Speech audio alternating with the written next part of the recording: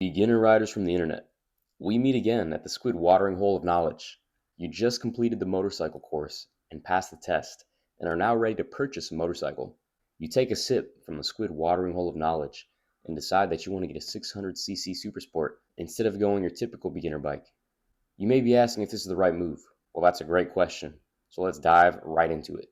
You may have looked at some beginner bikes already, like the Kawasaki Ninja 400, the KTM Duke 390, Yamaha R3, and realized they don't have that spice and excitement you're looking for. You decide to see if it's a better idea to get a bigger, faster, sportier bike. You come across mixed information, with some saying it is absolutely necessary to get a low displacement motorcycle, and other information saying it's an absolute great idea. So what's the answer?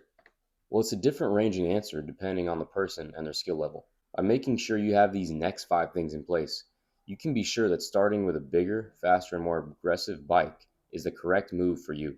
Before we get started, I will say this is more geared towards trying to start with a 600cc, as a 1000cc is really going to be way too much for anyone that is just getting into street bikes.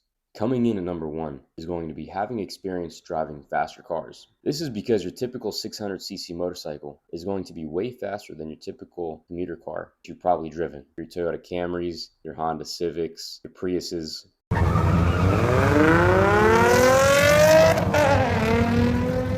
Knowing how to drive a fast car won't translate directly into knowing how to ride a fast motorcycle, but it will help you navigate and stay in control while moving at a fast pace. Looking at turns, cars, and other objects far ahead is crucial when riding a motorcycle, especially on a faster bike. Knowing how to plan for longer braking distances and less traction while driving a sports car can help you learn the same skills on a motorcycle a lot sooner. Sticking with the theme of skills you learn in a car that can translate to motorcycling is going to be having experience losing traction. While losing traction in a car and a motorcycle are different for many reasons, there are a few similarities that can be transferred over. The biggest difference being when a car loses traction, it almost always remains upright. On a motorcycle, that is not the case. When a motorcycle loses traction, especially while being leaned over, it can slide out from under you or throw you over the top.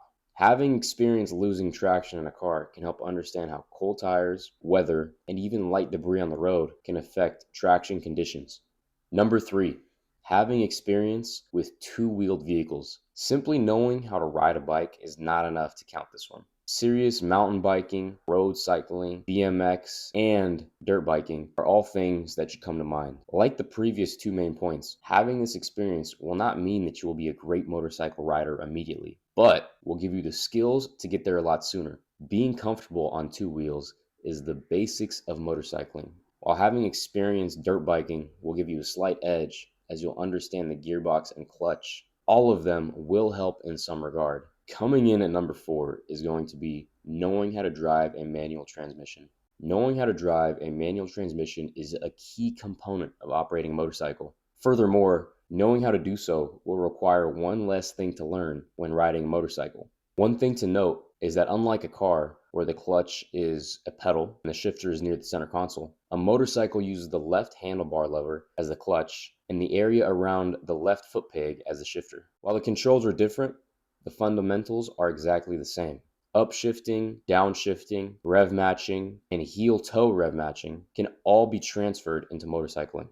We reached the last one, and in my opinion, probably one of the most important. This one is going to be having discipline. This is going to be extremely important when starting on a bigger bike, due to the fact that it will be a lot easier to get yourself into a messy situation. For example, on the Yamaha R6 I'm riding in this video, I set a hard boundary of 8,000 RPM for the first 2 months. Short shifting the bike for the first 2 months gave me the time to get comfortable with maneuvering the bike without being overpowered when getting on the throttle. This is extremely important, especially on the 600cc bikes, because they make most of their power on the top end and will catapult you to space if you're not ready when the power hits. If you don't think you can stick to keeping the bike under a reasonable speed and RPM, starting on a big bike is 100% not for you. Now that we've gone through all 5 main points, what does that mean?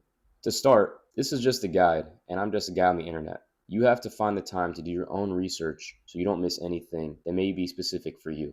And the more of these you have in place, the better off you'll be starting off with a less forgiving bike. Either way, make sure to start slow and stay within your comfort level. Think of motorcycling as many micro skills you have to learn. The more you already know, the less you'll have to learn later on. Hope you guys found this helpful. Go ahead and check one of the videos over here, linked above, and I'll catch you guys in the next one.